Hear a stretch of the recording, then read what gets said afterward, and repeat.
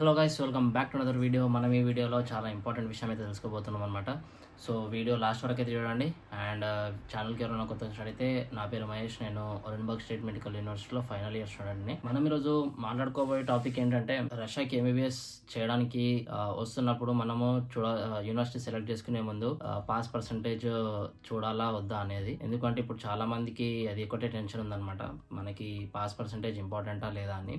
అంటే FMG pass percentage గురించి మాట్లాడుతున్నాను నేను. సో ఎవరికైతే ఇలాంటి కన్ఫ్యూజన్ ఉందో, ఈ వీడియోలో మీరు ఈ మొత్తం కన్ఫ్యూజన్ అనేది వెళ్ళిపోతుంది అనమాట మీకు. సో వీడియో లాస్ట్ వరకే చూడండి. సో మీకు ఒక ఐడియా వస్తుంది, దాన్ని బట్టి మీరు ఫర్దర్గా ఏం స్టెప్ తీసుకోవాలి, ఎట్లా ప్రొసీడ్ అవ్వాలి. సో దీనిపైన మీకు ఒక అనాలైసిస్ అయితే వస్తుంది అనమాట. సో దాన్ని బట్టి మీరు మంచి యూనివర్సిటీని సెలెక్ట్ చేసుకునే అవకాశం ఉంది. సో స్కిప్ చేయకుండా చూడండి అనమాట. మనము ఎఫ్ఎంజీ గురించి మాట్లాడే ముందు, ఇప్పుడు ప్రజెంట్ ఉన్న సినారియోలో చూసుకున్నట్టయితే, అంటే ఇప్పుడు మా బ్యాచ్ ఉన్నప్పుడైతే ఎఫ్ఎంజీనే ఉండేది పక్కా. అండ్ ఇప్పుడు ఎవరైతే జాయిన్ అవుతారో వాళ్ళకి మాత్రం పక్కా నెక్స్ట్ ఎగ్జామ్ అదే వస్తుందని అనుకుంటున్నా. ఎందుకంటే ఇట్స్ ఆల్మోస్ట్ 6 years నాది వచ్చింది ఇప్పుడు ఫైనల్ ఇయర్. లాస్ట్ 2 years నుంచి నెక్స్ట్ ఎగ్జామ్ కండక్ట్ చేస్తామని చెప్తున్నారు. ఇంకా దానిపైన ఫైనల్ కంక్లూజన్ అయితే రాలేదు. సో మేబీ మీరు వచ్చేసరికి నెక్స్ట్ ఎగ్జామ్ అయితే వస్తుండొచ్చు. సో దాన్ని బట్టి మీరు ఎఫ్ఎంజీకి నెక్స్ట్కి తేడా ఏంటి అనేది వచ్చే వీడియోలో చేస్తాను నేను. దానికి లింక్ డిస్క్రిప్షన్లో కూడా ఇస్తాను నేను. సో సబ్స్క్రైబ్ చేసుకోండి. అండ్ నెక్స్ట్ మనకి యూనివర్సిటీ ఎట్లా సెలెక్ట్ చేసుకోవాలనే దానిపైన వీడియో అయితే చేశాను నేను ఆల్రెడీ. సో ఆ లింక్ కూడా డిస్క్రిప్షన్లో ఉంటుంది. సో అక్కడికి వెళ్ళి చెక్ చేసుకోండి. సో నెక్స్ట్ ఎగ్జామ్లో క్లినికల్ కేసెస్ ఎక్కువ ఉంటాయి కాబట్టి మనకి నాలెడ్జ్ అయితే ఎక్కువ ఉండాలి. సో దానిపైన మీరు చూస్ చేసుకునే యూనివర్సిటీ పైన డిపెండ్ అయి ఉంటుంది. ఎందుకంటే మనం సెల్ఫ్ స్టడీ ఇంపార్టెంట్, నేను కాదనట్లే. కానీ సెల్ఫ్ స్టడీతో పాటు మనకు క్లినికల్ రొటేషన్ కూడా ఉండాలా, బయట ఎక్స్పోజర్ కూడా ఉండాలా. సో అప్పుడే మీరు ప్రాక్టికల్ నాలెడ్జ్ అయితే గెయిన్ చేయగలుగుతారు అనమాట. థియరిటికల్ నాలెడ్జ్ రూమ్లో కూర్చొని చదువుకున్న అయిపోతుంది. సో ప్రాక్టికల్ నాలెడ్జ్ గెయిన్ చేయాలి అంటే మినిమం క్లినికల్ రొటేషన్స్ అయితే ఉండాలి. సో దానిపైన మనం ఈరోజు మాట్లాడుకుందాం అనమాట. సో మోస్ట్లీ ఎఫ్ఎంజీ అనే ఎగ్జామ్ ఎట్లా అంటే, మన నాలెడ్జ్ని, మన క్యాపబిలిటీని ఇవన్నీ బేస్ చేసుకొని మనకు ఒక final result ఇచ్చేదే FMG exam.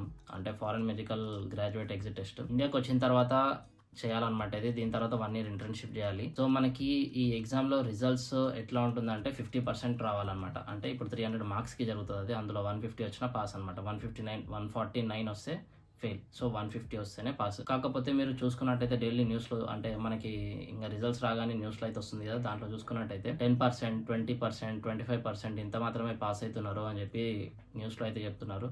So last time అంటే మొన్న జనవరిలో చూసుకున్నట్టయితే 36,000 మెంబర్స్ రాస్తే అందులో 7,000 మెంబర్స్ అయితే పాస్ అయిపోయారు అనమాట. అంటే అర్థం చేసుకోండి ఎంత టఫ్ ఉంటుందో ఎగ్జామ్ టఫ్ అని నేను పర్టికులర్గా స్ట్రెస్ చేసి చెప్పట్లేదు. అది డిపెండ్ ఆన్ స్టూడెంట్స్ అనమాట. ఎట్లా అంటే, మనము ఎగ్జాంపుల్ చెప్తున్నాం మీకు, శ్రీ చైతన్య నారాయణలో చదివినప్పుడు అంత స్ట్రిక్ట్ షెడ్యూల్ ఉన్నప్పుడే నీట్ కోసం అందులో 100 మంది రాస్తే ఒక 20 మంది పాస్ అయ్యేటోళ్ళు అనమాట శ్రీ చైతన్య నారాయణలో. ఆ 20 మంది ఎందుకు అయ్యేటోళ్ళు అంటే, వాళ్ళకు ఒక డెడికేషన్ ఉండేది, వాళ్ళకు ఒక అది ఉండేది అనమాట, ఫోకస్ ఉండేది.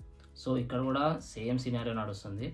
సో దాన్ని బట్టి మీరు ఎఫ్ఎంజీ పాస్ పర్సంటేజ్ ఇంపార్టెంటా కాదా అనేది మీరు పక్కన పెడితే, మీరు ఇక్కడికి ఎందుకు వస్తున్నారో, పర్పస్ ఏంది అదైతే చూసుకోవాలన్నమాట మీరు. సో ఫస్ట్ మీరు వచ్చే పర్పస్ని గుర్తుపెట్టుకొని, మీరు వచ్చినప్పుడు కరెక్ట్గా time to time, schedule to schedule చదువుకున్నట్టయితే మీరు ఈజీగానే క్లియర్ చేస్తారు. సరే, ఎవరైతే ఇంకా అంటే మనం పేరెంట్స్ దగ్గర ఉన్నప్పుడే సరిగ్గా చదవం, వాళ్ళ ప్రెషర్ ఉంటుంది అయినా సరిగ్గా చదవం.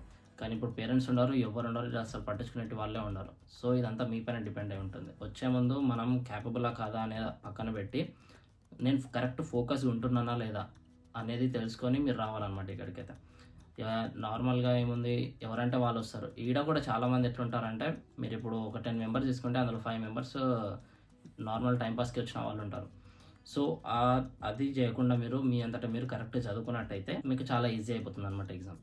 సో ఎఫ్ఎంజీ పాస్ పర్సంటేజ్ ఇంపార్టెంటా కాదా అనేది ఎట్లా అంటే, ఇప్పుడు మనం ఎఫ్ఎంజీలో ఎక్కువ మంది పాస్ అవుతున్నారు ఈ యూనివర్సిటీ, అంటే పర్టికులర్ యూనివర్సిటీ నుండి అంటే ఆ యూనివర్సిటీకి ఇండియన్స్ గురించి తెలిసి ఉంటుంది. అండ్ ఆ యూనివర్సిటీలో చాలా పాస్ అవుట్ అయిన స్టూడెంట్స్ ఎక్కువ ఉన్నారు. సో దానిపైన మీకు రిజల్ట్స్ కూడా బాగానే ఉంటాయి అనమాట. అండ్ స్టడీ స్ట్రక్చర్, ఈ ఇన్ఫ్రాస్ట్రక్చర్ ఇవన్నీ కలుపుకుంటే ఆ యూనివర్సిటీలో కొంచెం బెటర్ ఉన్నట్టున్నాయి. అందుకే స్టూడెంట్స్ అయితే పాస్ అయిపోయి వెళ్తున్నారు బయటికి అని అనుకోవచ్చు. అండ్ మనం ఇప్పుడు రీసెంట్గా అయితే కొన్ని యూనివర్సిటీస్ రీసెంట్గా ఓపెన్ చేశారు అనమాట. అంటే ఎట్లా అంటే ఈ ఇయర్ నుండి ఓపెన్ చేశారు, లాస్ట్ ఇయర్ నుండి ఓపెన్ చేశారు, ఇట్లా కొన్ని యూనివర్సిటీస్ ఉన్నాయి. సో అవి మీరు ఇగ్నోర్ చేయండి. కొన్ని యూనివర్సిటీస్ ఎట్లా అంటే, ముందు ఇండియన్స్ని యాక్సెప్ట్ చేసేవాళ్ళు, తర్వాత మధ్యలో ఆపేసి మళ్ళీ ఇప్పుడు మళ్ళీ యాక్సెప్ట్ చేస్తున్నారు. సో ఇలాంటి యూనివర్సిటీస్ మీరు యాక్సెప్ట్ చేయొచ్చు, కన్సిడర్ చేయొచ్చు. ఎందుకు అంటే వాళ్ళకి ఇండియన్స్ గురించి తెలిసి ఉంటుంది అనమాట. ఏ యూనివర్సిటీకి వెళ్ళినా కానీ మనం ఇండియన్స్ ఎంతమంది పాస్ అవుట్ అయ్యారు ఇది ఒకటే చూడాలి. మీరు పాస్ పర్సెంటేజ్ చూడాల్సిన అవసరం లేదు. ఎంతమంది ఈ యూనివర్సిటీ నుండి గ్రాడ్యుయేట్ అయ్యారు. ఇప్పుడు ఎగ్జాంపుల్ ఒరెన్బర్గ్ తీసుకుందాం.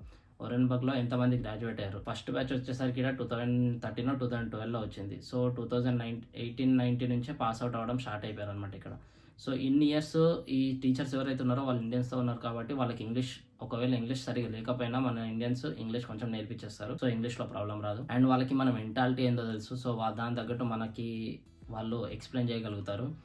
అండ్ మోస్ట్లీ మనం ఏంటో వాళ్ళకి తెలిసినప్పుడు వాళ్ళు కరెక్ట్గా మనతో ఉండగలుగుతారు అనమాట. సో కొత్త యూనివర్సిటీస్ ఎట్లా అంటే మనం వెళ్ళినప్పుడు ఇండియన్స్ అంటే ఏంటో తెలియదు, వాళ్ళు ఎట్లుంటారో తెలియదు, వాళ్ళు ఎట్లా బిహేవ్ చేస్తారో తెలియదు. దాంతోపాటు వాళ్ళ ఇక్కడ రష్యన్స్కి నిజం చెప్పాలంటే ఇంగ్లీష్ సరిగా రాదనమాట.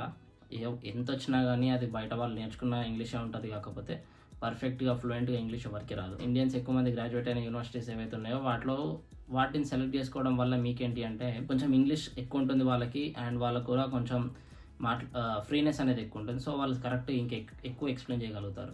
సో ఇదైతే కన్సిడర్ చేయొచ్చు మీరు. ఈ వీడియో మెయిన్ మోటివ్ ఏంటి అంటే ఎఫ్ఎంజీ పాస్ పర్సెంటేజ్ చూసేదానికన్నా ఎంతమంది గ్రాడ్యుయేట్ అయ్యారో అది చూడడం ఇంపార్టెంట్ అనమాట. అండ్ నెక్స్ట్ ఆ యూనివర్సిటీ ముందు ఇండియన్స్ని యాక్సెప్ట్ చేసిందా లేదా ఇదొకటి ఇంపార్టెంట్ మనకి.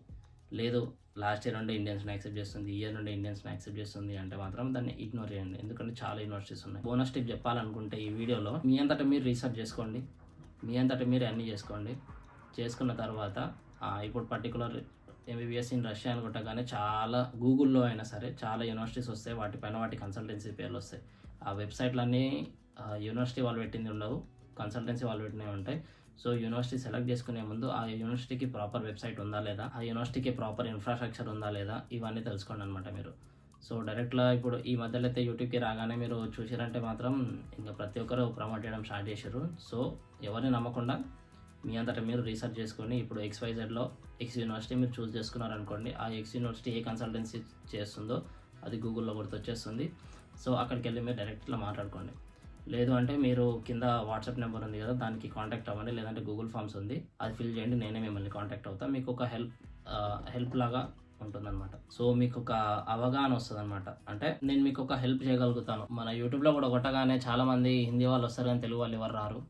సో మీరు వాళ్ళని నమ్మేదానికన్నా ఒకసారి మెసేజ్ పెట్టండి, నేను మీకు హెల్ప్ చేస్తాను నేను. సో ఇది గైస్ ఇవాల్టి వీడియో ఎఫ్ఎంజీ పాస్ పర్సెంటేజ్ గురించి.